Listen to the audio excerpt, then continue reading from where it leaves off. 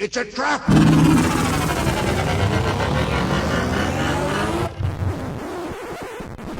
Oh, I'm sorry. Did I break your concentration?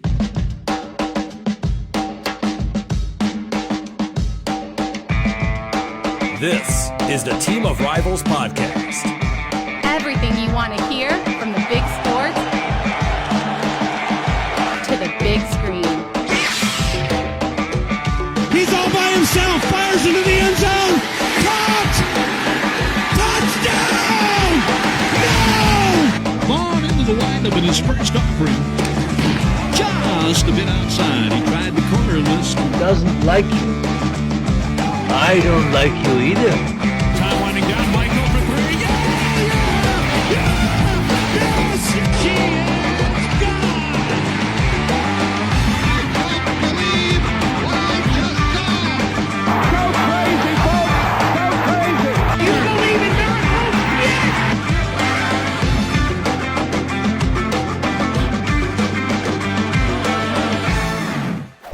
You may fire when ready. What?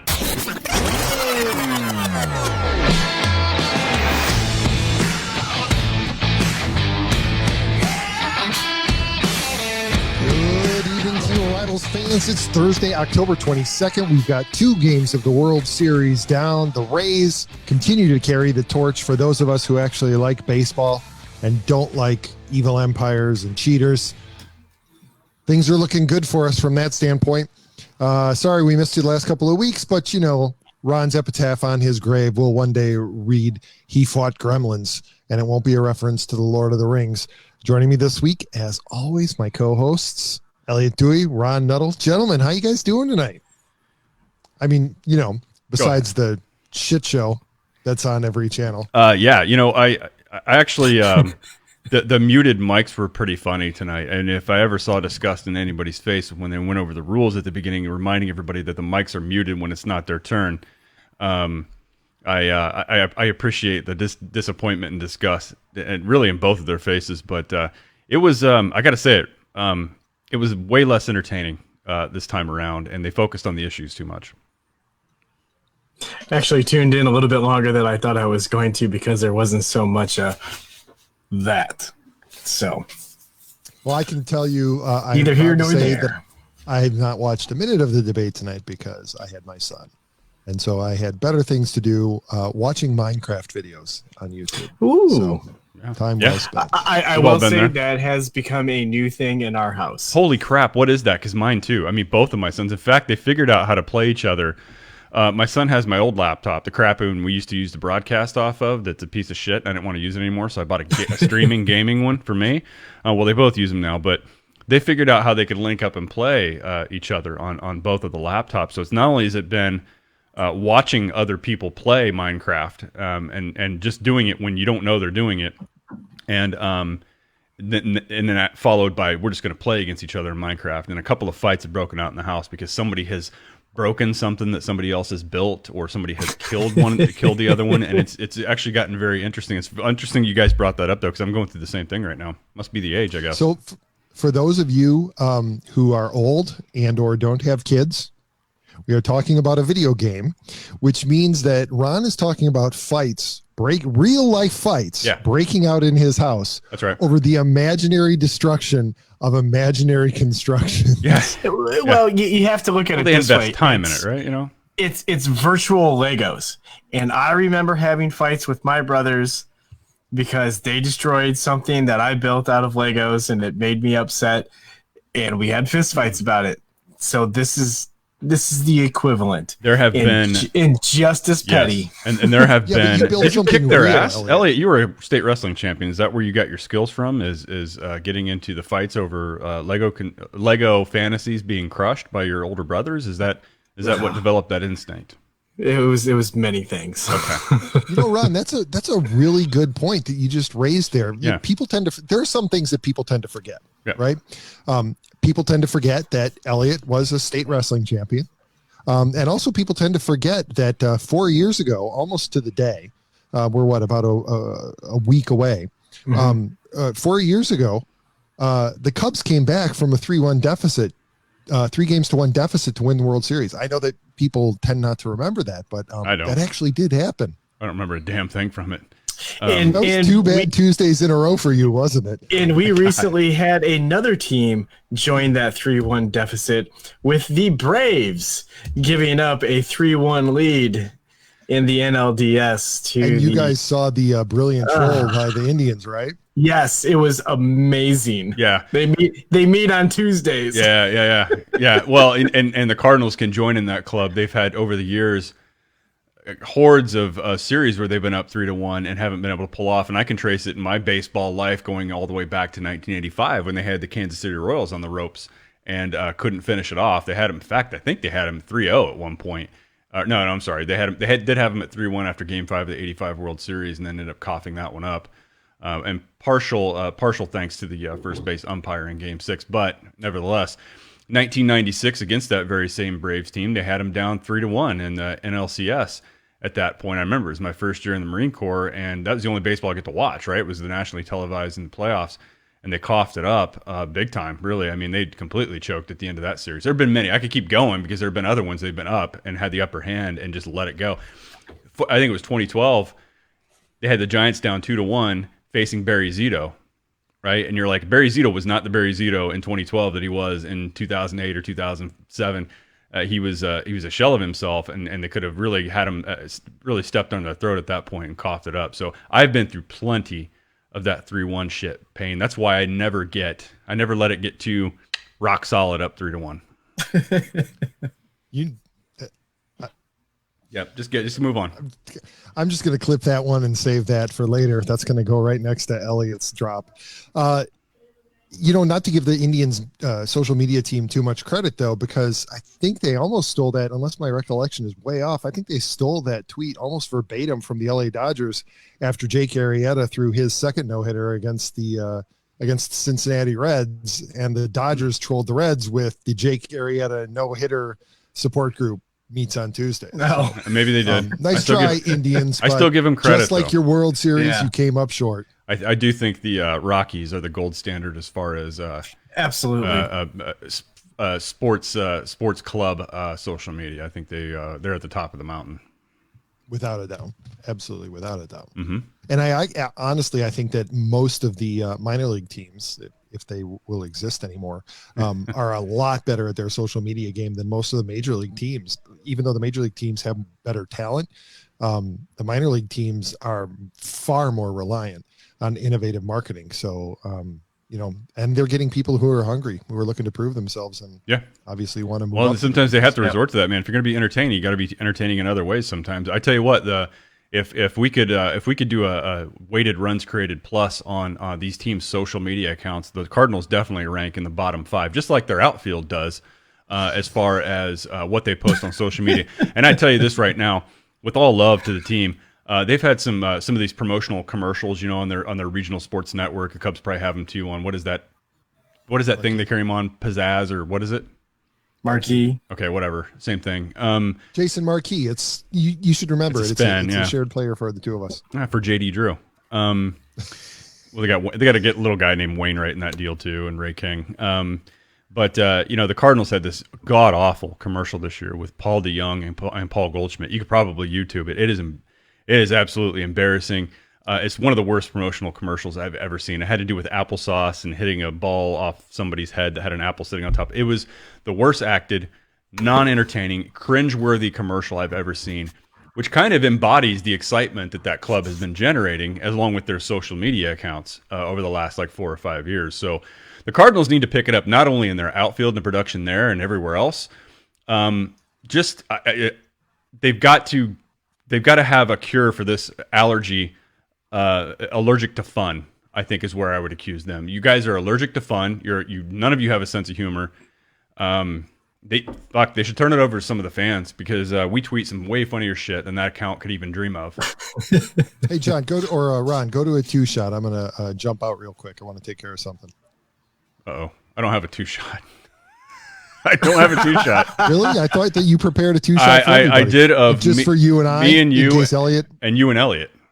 All right, then I'll just leave my usually background. you don't have to step away from the mic. It's either Elliott or me that end up stepping away from it. So my bad. Okay, well there he goes. He just shut his No, camera. yeah. Mute the video. That's All right, good. that's fine. I want to call out a couple of people who are watching. We've got Mindy. How you doing? CJ, what's up, buddy? Chuck Carter. That's a new name for us here. I haven't seen that name. Eric's watching. How you doing, Eric? Yeah. So we are. I know we're kind of overlapping a presidential debate here, so I didn't expect the numbers to be terribly high. I was watching it. I didn't realize it was an hour and a half. But it definitely wasn't as exciting as the last time. Last time was a In the shit words show. of Cato Kalin, that's puke. Yeah, that is his thing. Which I sorely missed the Cato Kalin breakdowns this baseball season. I so badly want to get the guy on the show just to talk about his Brewers. In fact, I mean, it would kind of round the show out, right? I mean, we could have a Brewers representation really for the first time. I don't think we've had a Brewers or a Reds or a Pirates fan. I mean, Pirates really, you know what? All of the teams in this division should probably hang their head in shame just because it was a bad year for the division. But the Pirates fans probably should hang their heads a little bit lower. They have their heads in the sand. Yeah. You would want to, and I don't blame them. Absolutely. So as we wait for Pete to get back, you know, there's a couple exciting things. I don't know if we'll get to the end of them by the show, but this show we plan on doing a post-mortem really on what we thought of our teams in 2020, what little we did see of them, and then their performance in the playoffs. I think left a lot to be desired all around. But as soon as he gets back, I'm sure he's got a walkthrough plan on how he wants to do that. I tell you what, though. Oh, there you. Oh, Ron, what the fuck? Listen, I heard that you think that we don't have fun, but we're very comfortable with the fun that we do have, and we're very content with the moves that we've made both in our social media office and in our outfield. So I think that I think you just need to give us a chance. Because we're really excited about the potential that we have for next year. And I am guilty to be a contender. Yeah, I have fired some shots across the bow of the Cardinals organization tonight. That's not how I mean, seriously, I say this in all seriousness. I never walk in here with the intent to sit in front of this microphone and fire shots at the organization, at the club I love so much. But I can't help it. I have to question how much you love that club, considering that you're wearing a Montreal Expos jersey there. That definitely makes me uncomfortable. Yeah, well, I'm wearing this for two reasons. One, you bought this for me, so nice try. The other one, yes, you did. And the other one, you sent me a picture. What did I want? A hat or the shirt? And I said, give me the damn shirt, man. That's a sweet shirt.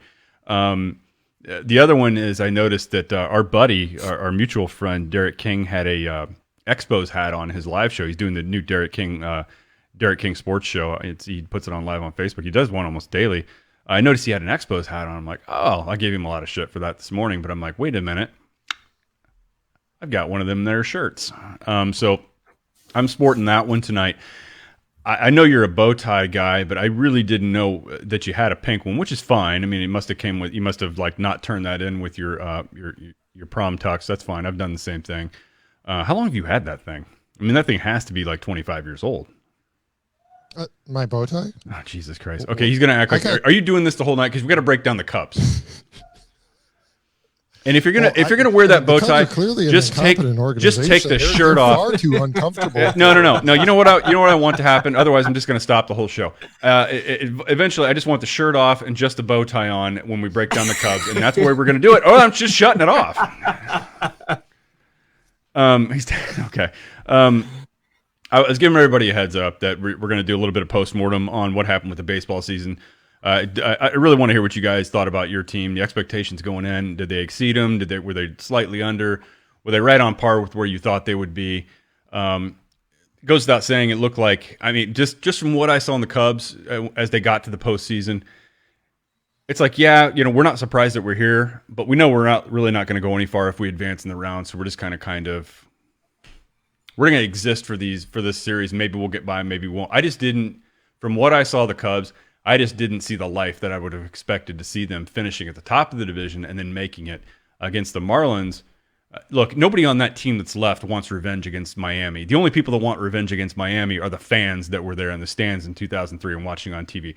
Players that are out now don't give a shit. The front office is all turned over. It's a new ownership. Literally, with the exception of some of the ushers and some of the people that work and sell hot dogs and shit at Wrigley Field, nobody was there in 2003 from that organization that remembers or even cares. So well, not anymore after all the firings that happened in the past month. well, we can get into that because I want you guys to break down Chicago from all angles, from beginning of the season till the end. I'm not talking back in March. Just we all had to reset every expectation we thought we would have going in, and then finally they started in July. So just season with the Cubs. What has happened? What has happened so far now that our seasons have ended? Where do you think it's going? Really curious what you think where this Theo saga you guys think is going to end, and honestly, his body of work. I know it's a lot to throw at you, it's a lot to break down, but there are several questions. But just go ahead and start. I tell you, just from a divisional standpoint, with the exception of the Pirates, who were exactly what we thought they were, for me, the division ended up basically upside down. I really didn't think. I didn't think that the Cubs were going to be in contention for a playoff spot this year. I thought if they were, it was going to be for that. Once they restarted it, the second wild card. And I expected that it was going to be the Reds at the top. And they just, man, talk about disappointed. Yeah. I would hate to be a Reds fan right now because that team's going to get gutted. They pushed all their chips in for this year and they didn't even make it past the flop, man. They were done. So, yeah, it was disappointing. It almost felt like an Elliott. I'd love to hear your take on this one. It almost felt like they took their victory this year as being the virus, right? That they were more concerned with not missing any games, not having anybody in the organization test positive once the season restarted. That was their championship, and that winning the division and making the playoffs was a consolation, because that seems to be one of the things that they've talked about again and again and again, and that they seem most proud of is how well the organization dealt with it, how seriously the players took it, and how the upper management adjusted and basically gave the players everything they wanted to make them comfortable so that it was easy for them to comply.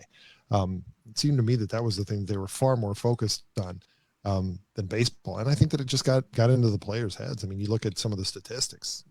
Most of these guys had career worst seasons. Elliott, before you say anything here, I just want to acknowledge some of the other people who've on here. There's quite a few new names I see tonight that have joined the show. Gil, Jeffrey, Jeff Schaefer. I remember that name was back from the old Cards on Deck, Cardinals Nation 24/7 crew we had. He was one of the writers that wrote for us. And Shane Woods. Guys, thank you for joining us tonight. We're breaking down the Cubs and Cardinals, what the hell they did this season, what they didn't do. And so we're on the Cubs portion right now. So those Cardinals fans, if you just want to just set your phone down, continue watching the debate, I'll be back up here in a few minutes to talk about some Cardinals with you. Or you can wallow in our pain and misery. They're just as miserable as we are right now. So you might want to enjoy this. Yeah, when you take a quick look at the Cubs and this, like, statistically, you wonder how the hell they won this division. I mean, you look at the guys that were supposed to produce. None of them did. Javi Baez. Arguably, the Cubs stole a page from the Cardinals playbook. They won on defense.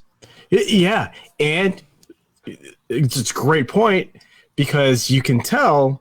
And when I look at the defense this year, I wouldn't say that they were stellar defense just by first glance. But we saw today by the Golden Glove nominees, there's a lot of Cubs players on that list, and there's one notable not on that list. Yeah. Okay. So the Cubs, or no, just in general? Just in general from the NL Central. Well, it's not only the name that's not on the list. It's the name that you could argue that's replaced on the list. him this year, right? Yeah. Because what was it, 2 years ago? That he caused a stir when he said he wanted to be the best catcher in baseball. No, he said he was. He said he was already. No, he said he wanted to be. I don't think so. I think he capped that bottle. He said he wanted to be. See, and now I thought at the end of that whatever he was talking, that he said, "I know I am already." We'll have to go back and fact check this. I think the "I know I am already" is one of. Okay. But he said he wanted to be the best. Fine. Okay, fine. But so this year was a little bit different than most, right? I think in a lot of years, coaches and players, and they get a chance to vote on this. And I imagine in a shortened season like this, they strictly went off numbers, right? So, I look, here's the thing with the Gold Glove with me, guys.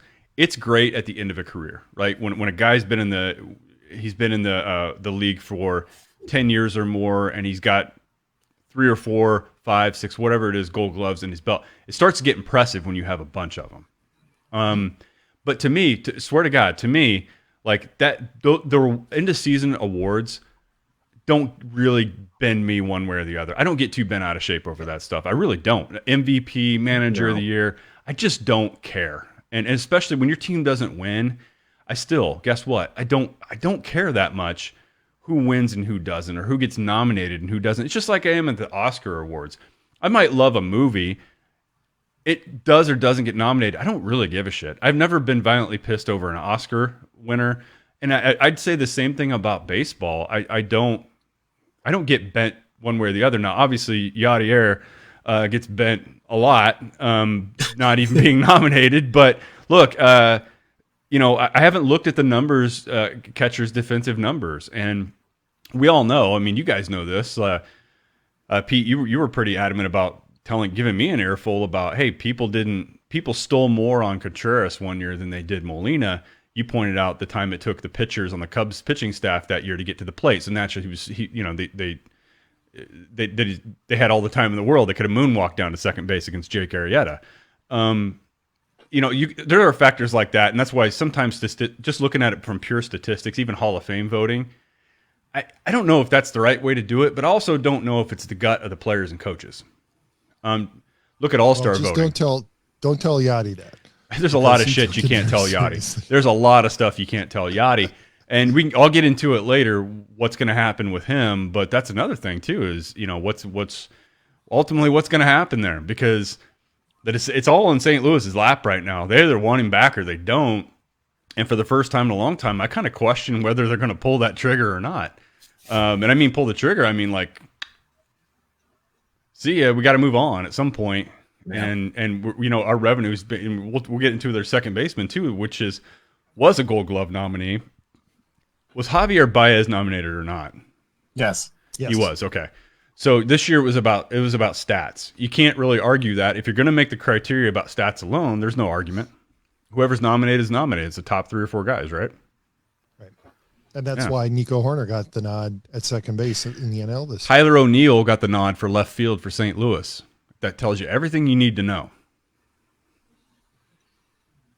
Right, because by the eye test, yeah, he's not one of the 3 best or whatever. No, you wouldn't say that at all. Or handling like Yachty or handling a pitching staff. I mean, that's probably not a metric they go off of. So, no, right.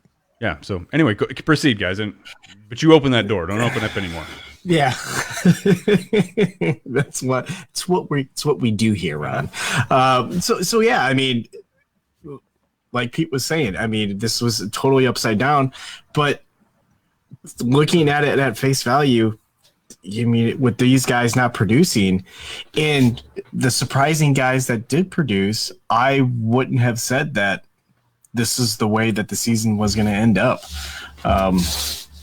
It was kind of crazy because they did start off hot in the beginning. The offense was good at the beginning of the season for the first 2 weeks. And then it just and then it just kind of progressed down where we don't know if the priorities shift. I mean, I know they had a COVID scare in the clubhouse with one of the coaches. I know no players ever got anything, but I don't know if that kind of got into the guys' heads or anything where they were they didn't want to go down that Marlins road, which obviously it didn't really matter if your whole team got it and you had to replace everybody. You could still play some pretty good baseball. Well, my recollection was that Tommy Hotovy had it early on, right? Yes. Back when the fatality rate was something like 26% as compared to what is it now? I think 8%, right? And so it was apparently it was touch and go there for a while for him. And I think that you're right, Elliott. I think but this was back in, I think, March. Yeah. And that I'm sure that did send a shudder through the clubhouse, and so they decided, no, you know what, we're not going to do that again. We're not going to take chances with anybody, so we're going to take this seriously. And Grandpa Rossi's getting up there in age, and I'm sure that he's of frail health. So yeah. All right, guys. What, so 43 or 44 years old. That's right. Yeah, right. Shit, I think he's younger than we are, but Yes, he is. He doesn't look like it. Fuck you. He's got some city miles on him. I will say that. So, I don't know, guys. I mean, if you had to look, I know you can probably point to the usual names, like they just didn't produce. I know Bryant was dealing with injuries, really on and off the last couple of years, right? Schwarber probably performed about like you thought he would. He'd run into one every once in a while, but in a situation where you needed him just to make contact or hit a fly ball, he probably disappointed you once in a while. Baez had a still strange played a down pretty year. decent left field for what he what he is. I think he's got some value to him. Now the question is, what's happening with Anthony Rizzo? I mean, who ultimately out of this core are the Cubs going to bring back, and who for sure do you think's gone at this point? I think Rizzo is a no-brainer. They've got a $2 million option on him. Well, sorry, they've got a $16.5 million option, but it's $2 million if they decide to cut him. It's a team option. Yeah. You're not going to replace the production that he's going to give you offensively or defensively for $18.5 million, especially this offseason. So that's a no-brainer. Rizzo's coming back. I think Baez is coming back because I don't think that they have anybody right now that they can plug in. Of that kind of core group, I think the two who are most likely to not be back next year are Schwarber and Bryant. And I think that it's a coin flip depending on what they can get for him. The sense that I have, and this is where I see something different from the Cubs to the Cardinals, they talked about it last year and it never materialized. And I think part of the reason it didn't materialize was because of the virus. But I get a sense that Theo and Jed are serious as a heart attack, that they are not going to be complacent going into this year, that they're not going to run the same team out again. My fear is that they will, but I kind of get the sense that they might be willing to sell at a loss on either Bryant or Schwarber just to rebuild this team, especially because, Ron, as you alluded to it, Theo's entering the last year of his contract, and there's been no indication that he's going to leave early. He's going to complete this contract, but you would assume that he's looking to set up a transition into Jed being the president of baseball operations. And if Jed's going to take over, he's not going to want to leave him in the lurch. He's going to want to try and make that transition as smooth as possible. Well, and neither. And the way you do that is you diversify that lineup. And so you're going to have to get rid of some of the swing and miss that currently exists. Well, and if the Ricketts want Jed Hoyer back, they're not going to let their president of baseball operations dismantle the team and leave him in a worse position. And if they think enough of Jed Hoyer that they're going to move on with him, then that means part of your front office is still very much intact, and you're not going to throw everything completely off the rails. So if he is indeed their guy, their next guy, I think that they're not going to be in worse shape at the end of 2021 than they are now. Let's just put it that way. My hope is that the team looks different next year. I'm not hoping that they're radically different. But my hope is that they do look different, that there is some movement. And if it means, selling at a loss and not getting what you think is fair value, especially considering the current economic environment and what baseball looks like it's going to be next year, well, then, sometimes you have to do that. Sometimes you have to sell short. Yeah. But if they take the Cardinals approach, that I don't advise it.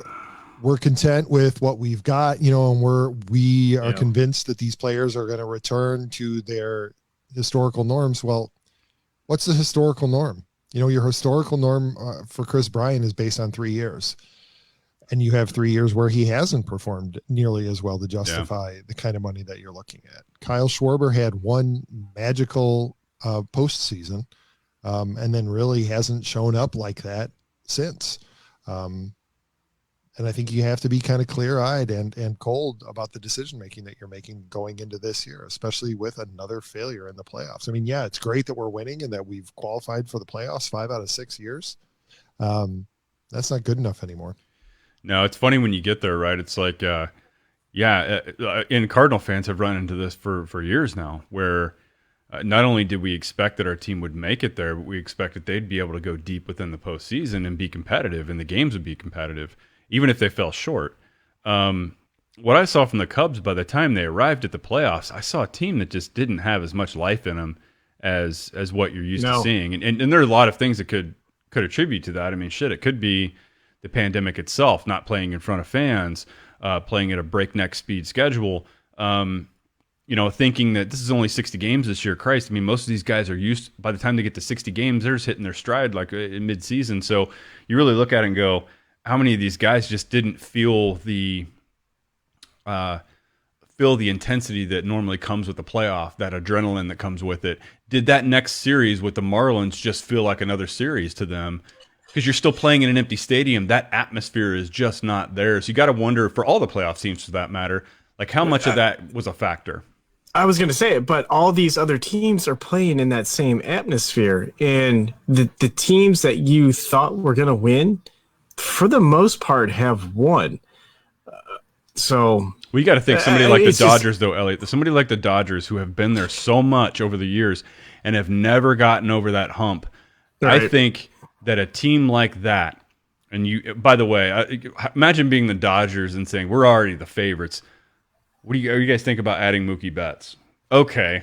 I mean, just imagine being in that world, right? I mean, like, none of us are in that world right now, but they've been there so often and so frequently, but they've never been able to get past that hot American League team that finally makes it. I think that team does go in with motivation that some others may not. And then you add a guy like Mookie Betts, who's playing with a brand new ball club, just signed a new deal. I think they've got some steam in that engine that I think some other teams may not have. It's motivation. Big possibility. Yeah, absolutely. Yeah, I think the motivation is different for everybody. And so you got to wonder how much of those factors played in. But what did you see from the playoffs? What I saw, guys, I don't want to be extreme in the language here. I kind of saw a little bit of a lifeless team. No, I agree. I will not deny that. I mean, I saw guys out there swinging and missing and putting their head down and walking back to the dugout. And it just didn't feel like that energy was there. It's quite possible that, yes, they didn't feel that, because a lot of those guys felt that playoff baseball from that 2015, 2016, 2017, playoffs. But now they're just like it's not there for them. Yeah. So, and it's much different, right? You look at the I'm not comparing the two. I'm not going to compare the two. But if you look at the end of the Chicago Bulls run, they still had motivation at the end because they knew it was their last dance together. Right. And because they had the greatest player of all time. That's true. Who had an insane competitive drive. And was not going to let any of them come out there and give anything less than their Could you imagine if he had been on the Cubs team, he would have been in Anthony Rizzo's face. He would have been in everybody's ass. From about game 20, he would have been all over. Yeah, no doubt, Pete. And that's why I said it's a little unfair. But if you think about it, some teams, they know it's their last foray together, and it might feel a little bit different to them. And I think with the Cubs, it was a little bit different than that. They're like, yeah, it's kind of the end of the road for this core. At least the core as we've known it for 5 or 6 years. It's the end of the road, so it was a little bit more of a depressing feeling rather than, hey, it's our last chance together with this core. Let's make the most out of it. I just didn't get that. I wonder if some of it also is that they the core never really gelled together in the minors. They never played together in the minors. They all came together in the majors because they all spent so little time playing at triple-A, and they never actually played together. So the first time that they played together was up in the major leagues, and so they didn't have that. And that's maybe why it felt so depressing, is because they haven't been together for a long time. Really, you think about it, the core players really have only been together for 5 years, 6 years. Yeah. It's not a long time. Yeah. So if you guys don't mind, so we're at 10:38. I know let's move to shift gears. Cardinals post. Yeah, this won't take long because everybody who's listens to this show and watched it have heard the same thing over and over again. What do you think? Are they gonna stand pat, or are they gonna make moves as well? Well, here's where I'll start. There was this Instagram post from Colton Wong saying, "Thank you, St. Louis." Almost appeared as though a goodbye. Appreciate everything you've done. If you guys don't know his contract status, he's in a team option for 2021. They have not picked it up yet. Doesn't mean they won't, but they haven't to date. That post coming 12 days or whatever after they were eliminated, you normally see something like that at the very end of the year or the next day from a player if they're just saying, "Hey, thanks, fans. See you next year." It felt, and maybe it is all subject to interpretation, it felt a little bit like, "Hey, appreciate everything you guys have done for me. Thank you." Kind of felt like Does he kind of know something? Does he know they're not going to pick it up? They're obviously not going to announce anything like that until the World Series is over. So I did a little show on that last weekend because Cardinals Twitter and everything was kind of in a little bit of an uproar. Why would you not tender your Gold Glove second baseman, and he was last year? Why would you not tender him a contract? You won on defense and pitching. You've got a great up the middle defender. Second base, I don't know if I'd go as far as to call second base a premium position, but it's still up the middle defense, which we all know is so important. If you don't tender that guy, what's that indicate? Does that indicate that, we're handing this to Tommy Edman, we're going to save a little bit of money, we're going to go out and do something with it?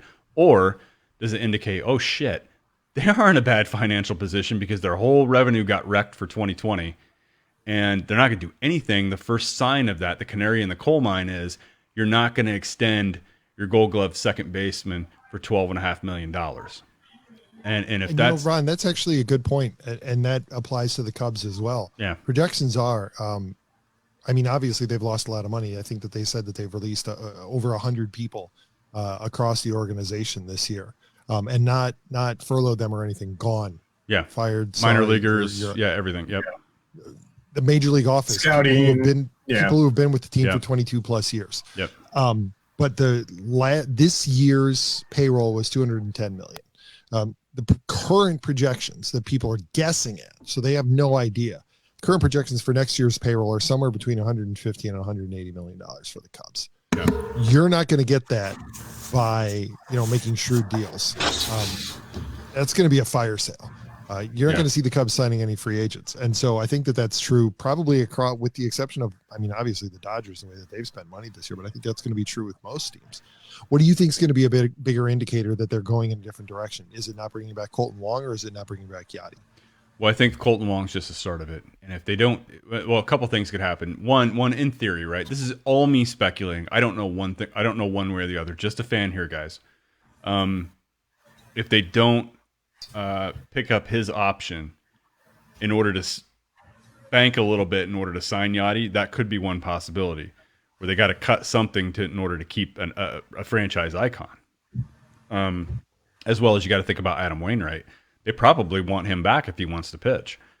He was their best pitcher all year. Consistently. So, they might have to cut a little bit to save, to be able to retain a few other guys. But I think everybody's fear here is that we're looking at the same shit, different day next year. That's every Cardinals fan's fear right now, is that we're looking at the same outfield, and we're looking at. Let me ask you something. Yeah. Does Wainwright have the juice to get Yachty back the way that John Lester did, getting David Ross in the door for the Cubs? I guess it's possible, but I don't know those guys personally.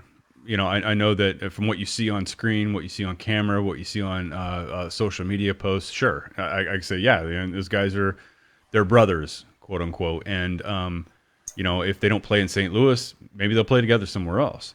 Yeah, sure. It's possible that if they retain one, that the other one's a shoe-in or an automatic. I don't know that. If you know anything about Yachty, if he comes back, he's going to want to play as much as he always has. And I don't see him yielding time voluntarily to Andrew Kisner.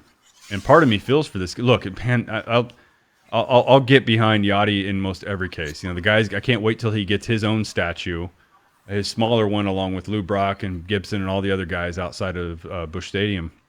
He'll get one. He deserves one.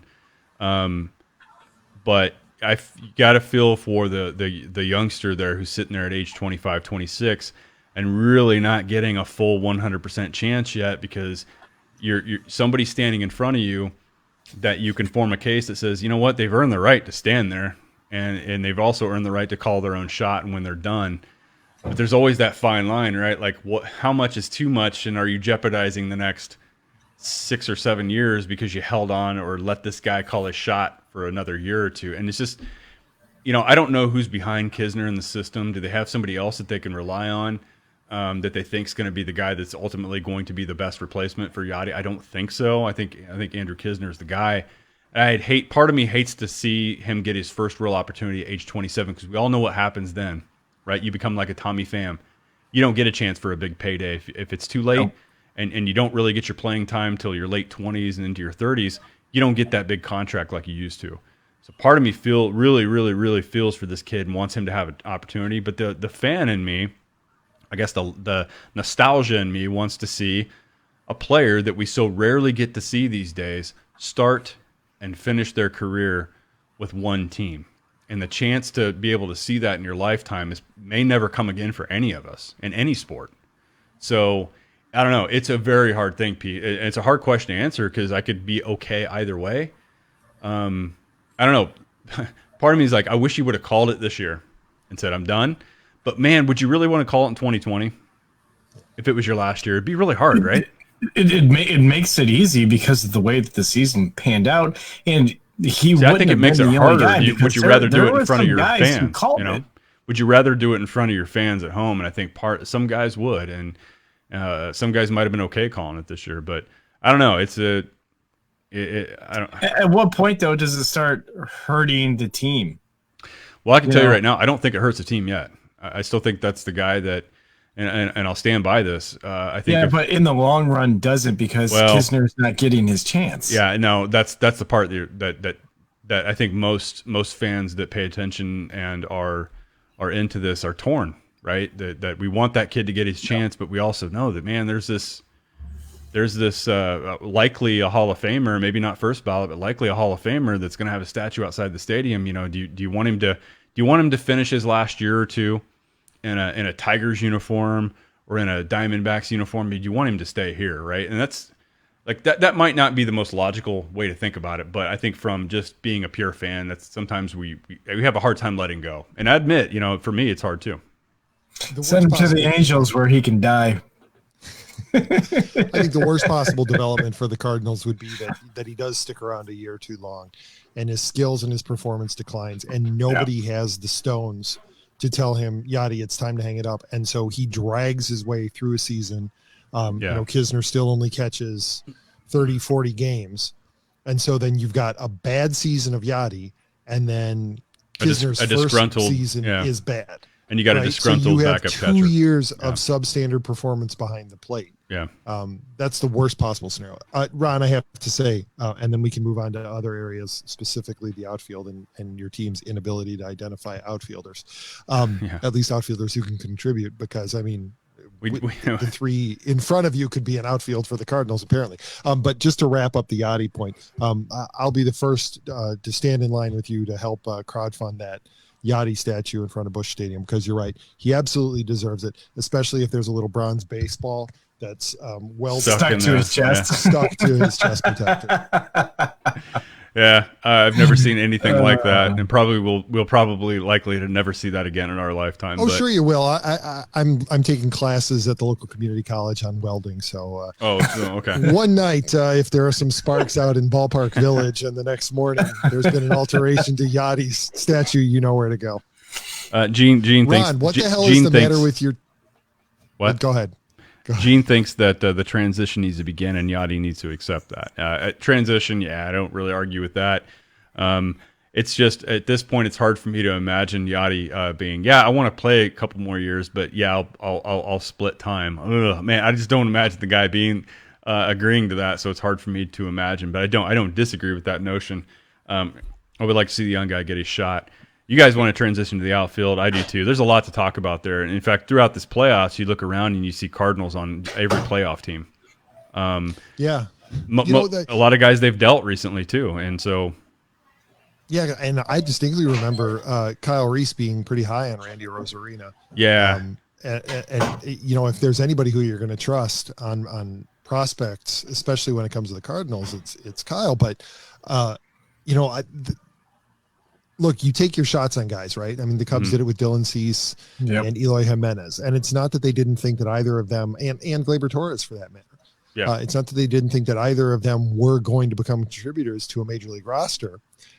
It was that they made the bet that this is better for us in the short term, and it paid off with Gleyber Torres. And I don't think that there are many Cubs fans who would trade, who would take that trade back, given what it meant in 2016. I think there are a lot of Cubs fans who are pretty pissed right now with hindsight being so clear about losing Dylan Cease and Eloy Jimenez. Absolutely. Yeah. Well, Although yeah. Eloy Jimenez's defense is not much better than Kyle Schwarber's in left field. So, But who would you rather have in left field up at the plate?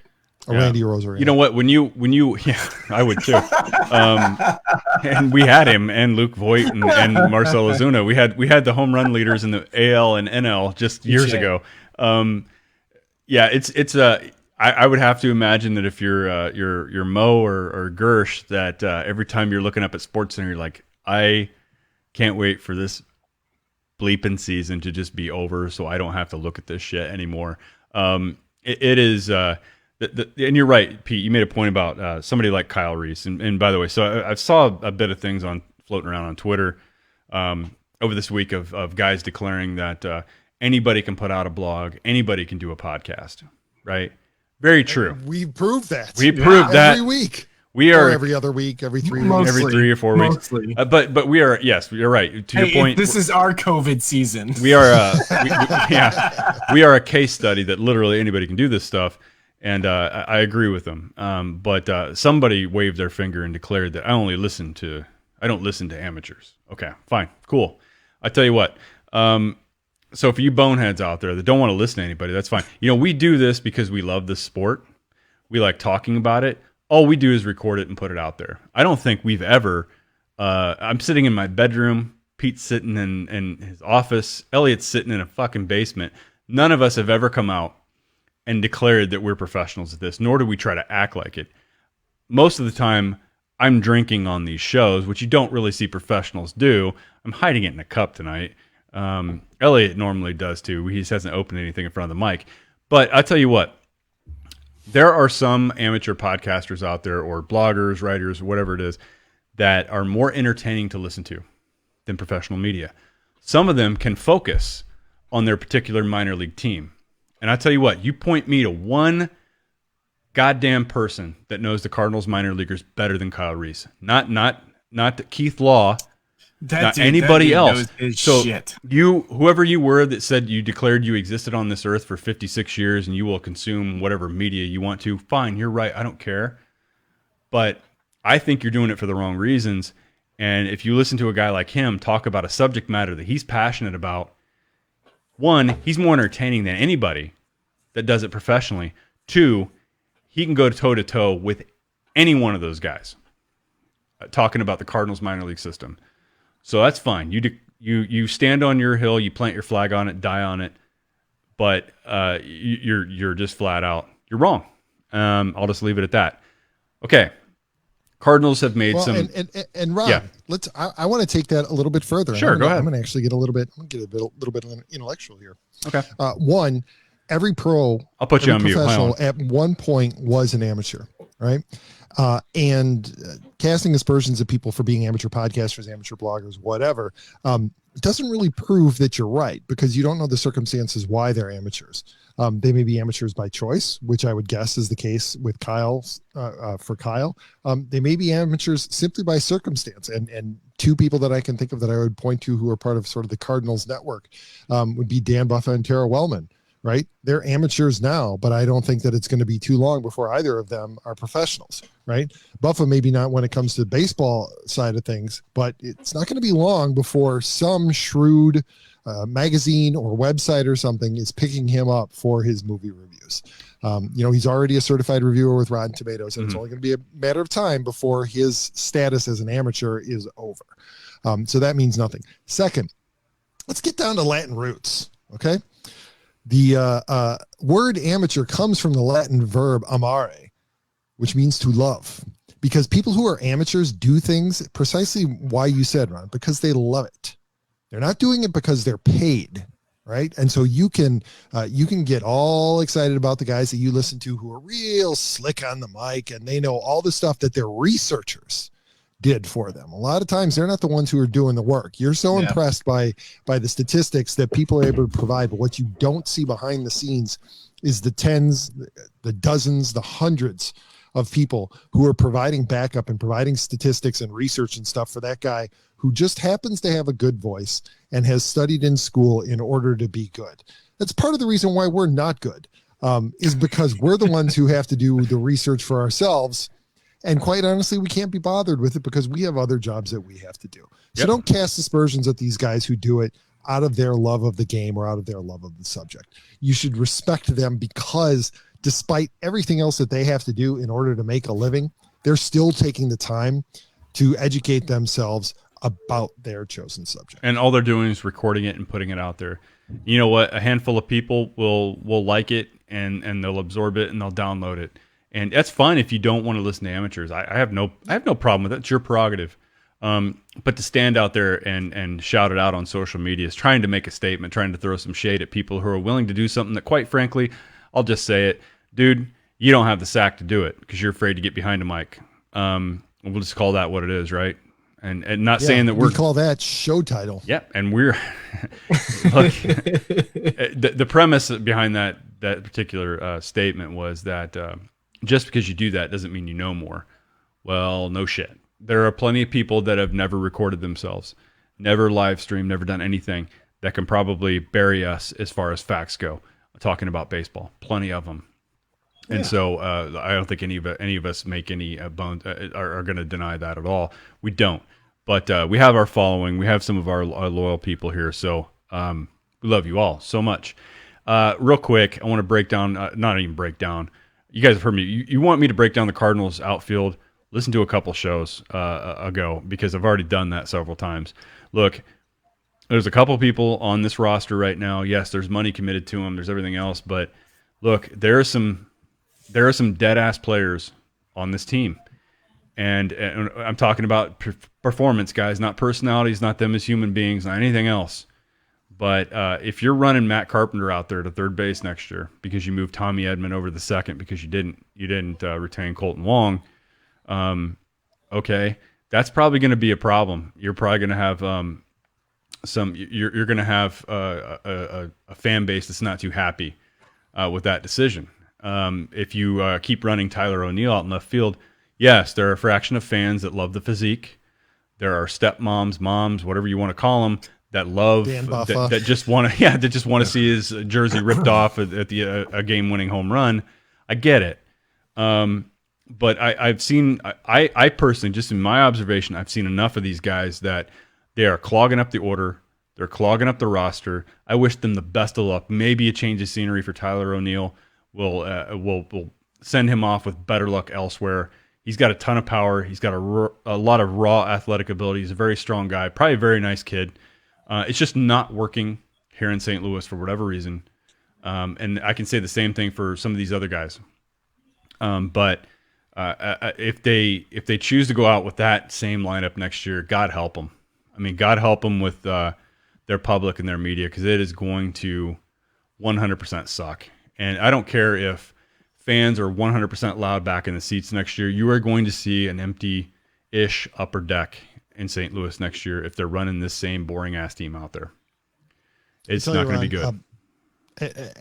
I don't disagree for a minute. I think that the Cardinals need as much of an overhaul as the Cubs do, and they shouldn't be content with it. But I think Cardinals fans really ought to be proud of what their team did this year.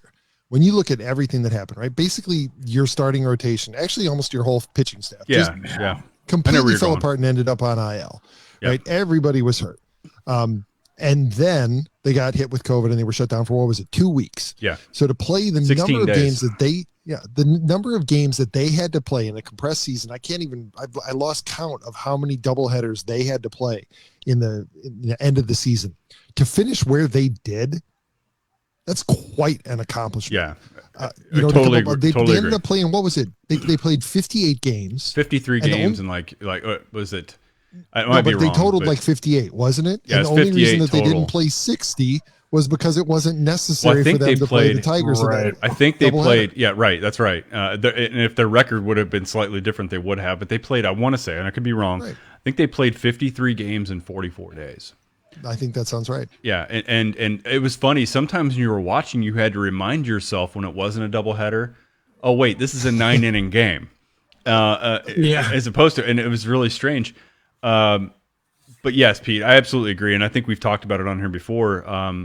what they were able to do under the constraints and under the pressure, yeah, they made it. And so kudos to them for doing enough to get in. Doesn't take away from the fact that you've got some problems with the roster. Now, the hot button for Cardinals fans and for a lot of people that follow the team right now is the fact that you look up and you see a Randy Arozarena, with the exception of he's only 1 for 6 right now, but he was absolutely lighting it up through September and then into the playoffs, right? He's like the biggest thing that was showing up on MLB Network, and you look it up and you go like, hey, we had that guy like 14 months ago in our system, and we wouldn't give him an opportunity. We called him up, and he got like a total of like 20 at-bats last year, 3 starts. And that's where the rub happens with Cardinals fans, is that you brought him up because you had some injuries, and you wouldn't play him consistently. And so the narrative just months later, going into 2020, was, well, we got to see what we have in all these outfielders. And then you ship some away that you didn't really give a shot. And he hit at every level in the minor leagues. He hit. And so the Cardinals fans have a problem with this, and I do too. It seems like they stamp a couple players, and they get all the chances. Other guys don't. You stamped Harrison Bader, you stamped Tyler O'Neill, and you didn't give these guys the opportunities. Now, the fact is, they had a lot of outfielders last year. They had to move some of them. They took a risk and gambled on a few of them, and it looks like it hasn't turned out in their favor. So I would love to see Randy Arozarena show up next year in a Cardinals uniform in spring training. That's not going to happen. It's a bummer. They missed on that call. So somewhere they have to do a self-evaluation. What are we doing wrong with projecting and evaluating this talent we have in our position players? That's where the miss is. The miss is not in their pitching. They're very, very good about drafting, developing, and evaluating what they have in arms. They've proven that they are not at the same level when it comes to position players. Now, ultimately, this Randy Arozarena trade, we're not going to know about this until we realize what we have in Matthew Libator, which is who they traded him for. That was the main piece. Top 100 prospect, big lefty. We're not going to know for 2 or 3 years how this trade ultimately ends. So Cardinals fans, take a breath. We could very well lose this one and hate it. He could be a perennial all-star. It's going to hurt.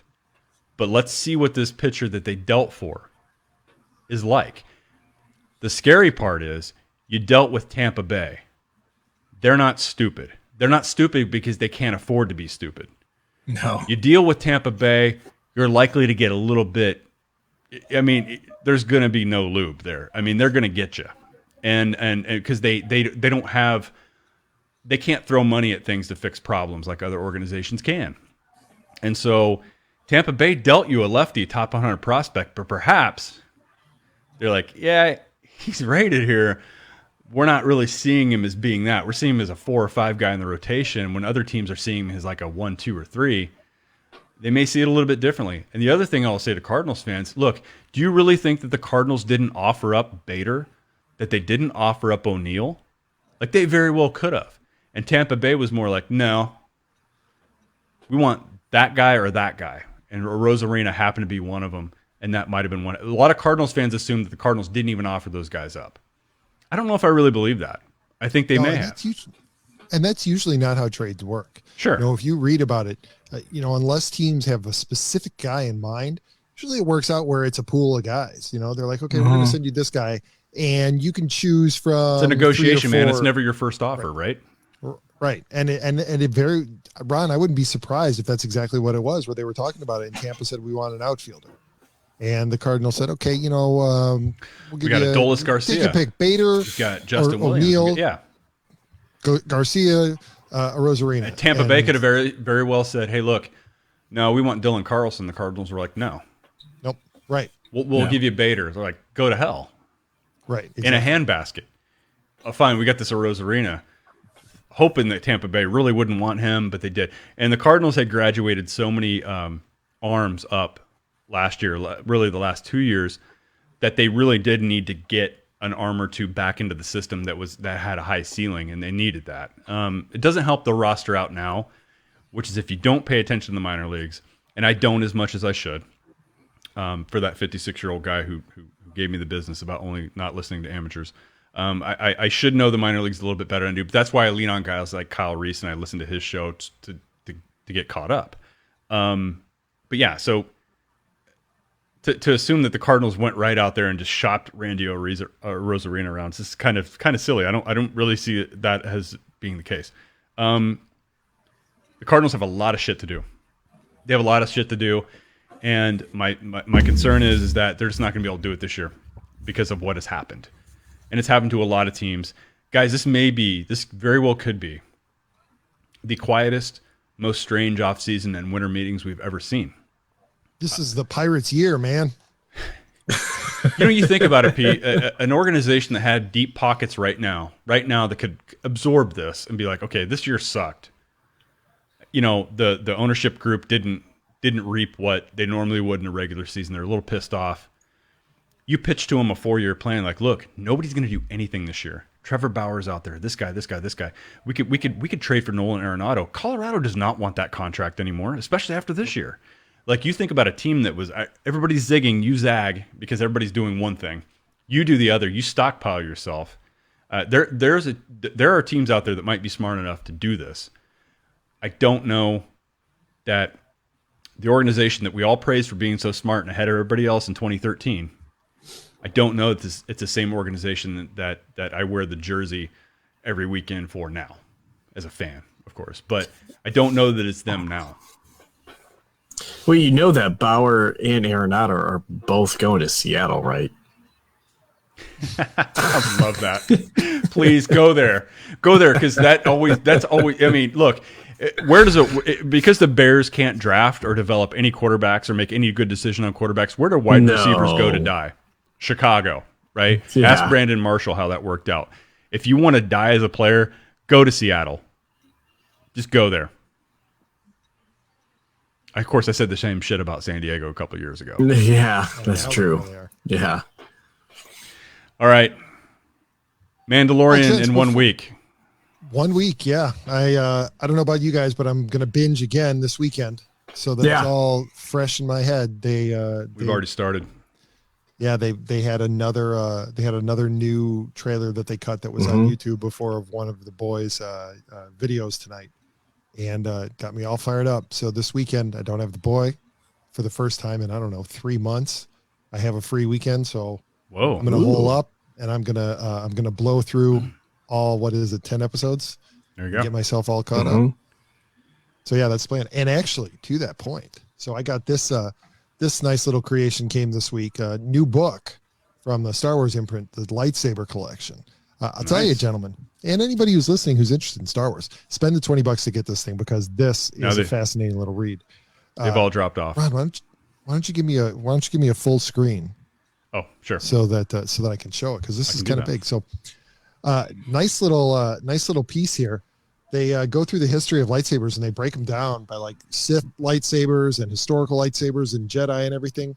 And they've got some sketches of all of them and everything. But they've got a nice little huge like life-size picture of all the lightsabers on one side, and then on the other side, information about the owner of it. And they even have like some realistic renderings, so you kind of see some of the characters from Rebels, for example, rendered as actual human beings instead of just animation. Really? Yeah, instead of animation. Yeah, there's a pretty good one in here of Ezra, and they have both of his lightsabers in here. And they they kind of go into the design thoughts for each of the lightsabers and how they reflected kind of the character. And they've got quotes in there from the people who designed them. So there are a bunch of quotes from Filoni in here when it comes to all of the animation. Yeah. So here's the drawing of is Filoni's text like 30 pages? No, it's pretty cool. I know everything's one page. In a time here where we have no line of sight to kids fully getting back to school, to life getting back to normal, at least we're giving something. We're getting something next weekend that's new. That's going to be exciting, and it'll occupy us at least to the end of the year. And who knows what's going to happen after that. Hopefully we're not wearing masks at this point in time in 2021, that would be something else. That would be a whole new lifestyle. We won't know what to do. It'd be like living underground, and when you come up, you're scared to breathe the regular earth air because it's full of germs. What was that movie? 12 Monkeys? Yeah. Yeah. Where they had to retreat underground. Yeah. So, yeah, hopefully it's not like that next year. Pete, it's time to go. Well, listen, you know that I'm prepared if necessary to go with the full helmet, at least for the entirety of one of these shows. So it'll just be an additional step incorporating the mask into it. So when we are not live here on Facebook, YouTube, or Periscope, you can find us anywhere and everywhere. Our website is teamarivalspodcast.com. You can follow us on Instagram and Facebook at Team Arrivals Podcast. And you can also find us on Twitter at Team Arrivals Pod. You can send us an email at the show at teamarrivalspodcast.com. And really, I'm going to take a break here for a second and say, somebody, please send us an email there. Justify the expense. Because we've got it, and apparently the only emails we get in are the Google Voice forwards that Ron has set up that tell us that there's some political candidate having a lunch or something. I don't know. They're in the inbox, and I'd sure love to hear from some of you guys just to let us know that you're actually paying attention. Or instead of just telling us what we're wrong about on the live feed. That too. You can find Elliott on Twitter at TOR_Elliott. And you can find Ron at TOR_Ron75. You won't find me on Twitter. Don't waste your time searching. If you are watching us live, you can also catch us anywhere you listen to podcasts, particularly Apple Podcasts or Player.fm. If you love the show, subscribe, unsubscribe, resubscribe. Let's trick the algorithm into thinking that there are more people listening to the show than there are. After you've done that, leave us a review by going to ratethispodcast.com/TOR. Follow the simple instructions, and don't forget, make your review a good one. Ron, what do you say? Any last thoughts? No.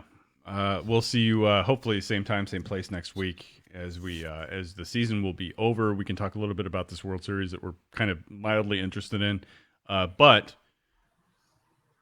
we'll be in anticipation of the Mandalorian premiering just hours later, which will be exciting. So I don't know. Hopefully we don't have to have difficulties next week, and we can put another show out on Thursday. But until then, we love you all so much as usual. And we'll talk to you maybe in a week, maybe 2, maybe 3. I don't know. We'll figure it out. If not, winter meetings. We're there. Bye-bye, everyone. Go Rays.